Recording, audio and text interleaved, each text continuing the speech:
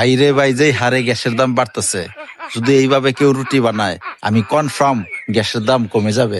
ভিডিওটি সবাই শেয়ার করে দিবেন যাতে রুটি বানানোর টেকনিকটা শিখে রাখতে পারে।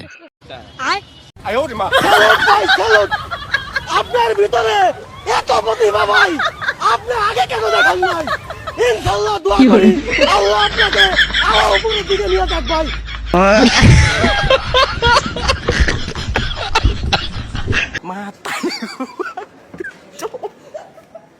Mata nih gue, Pak. समझ रहे हो? समझ रहे हो आप? समझ रहे हो?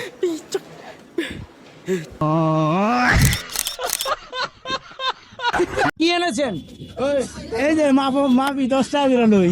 ও শুধু মাপার জন্য 10 টাকা, আর কিছু না? আর কিছু না। বিক্রি করবেন না? বিক্রি কি বন্ধুরা, বলেছিলাম না বাঙালি হলো বুদ্ধির কারখানা। আজ তোমাদের সাথে এমন কিছু বুদ্ধিমান বাঙালি পরিচয় করে যে যা দেখার পর তুমি না এসে থাকতে পারবে না। তাহলে দেরি কেন, চলো শুরু করি। দেখলে তো ভাই, আমার পুরো গাড়িটাকে মুদি দোকান বানিয়ে ফেলেছে। আমি কি শুধু শুধু বলি বাঙালি হলো বুদ্ধির কারখানা?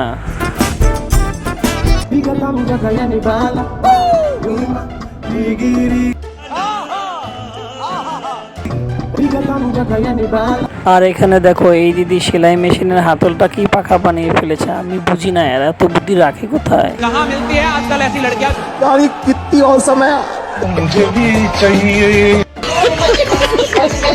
একটা জিনিস চিন্তা করে দেখছেন, যারা পাগল তারা তাদের চুলের যত্ন না নিলেও তাদের চুল পড়ে না, কিন্তু যারা সুস্থ মানুষ তারা তাদের চুলের যত্ন নিলেও তাদের চুল পড়ে যায়। কারণ কি জানেন?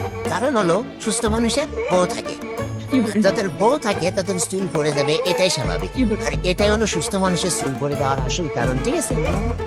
এতদিনে বুঝলাম ছেলেদের মাথার চুল কেন পড়ে যায়। এখন দেখার বিষয়, যিনি এই গবেষণা করেছেন তার মাথায় কি চুল আছে? আমি বলুম না, আমার শরম করে।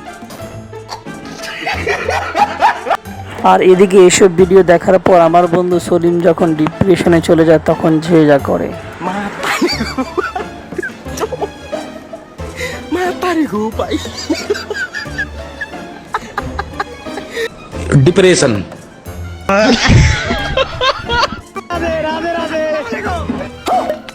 अरे साला।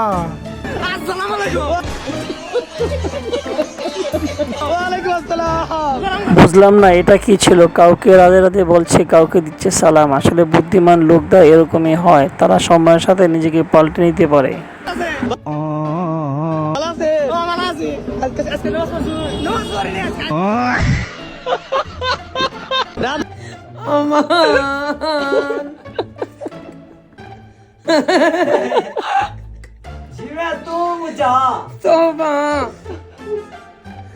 এবার দেখুন, হঠাৎ করে দেখুন এক চীনা সাংবাদিক চাঁদপুরের এক খেতে চলে আসে।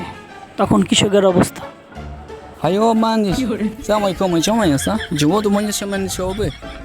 কি যে ঘাস কাটি কি কইতাম,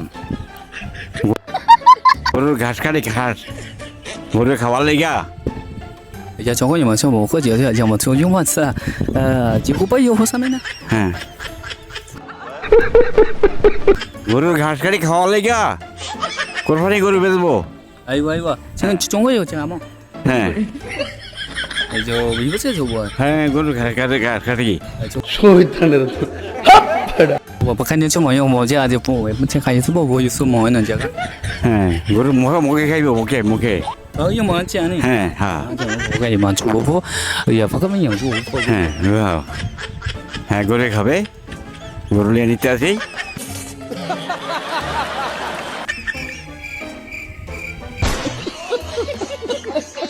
ভাইরে ভাই, চাচার অভিনয়টা কিন্তু সেই ছিল। চাচা এমন একটা ভাব করতেছে যে উনি চায়না ভাষা সব বুঝতেছে। তোদের কোনো কর্ম নাই না, তোরা আমার কাছে আয়। আচ্ছা ঠিক আছে, আমার সাথে সাথে ভিক্ষা করবে, প্রতি মাসে 30,000 টাকা দিব।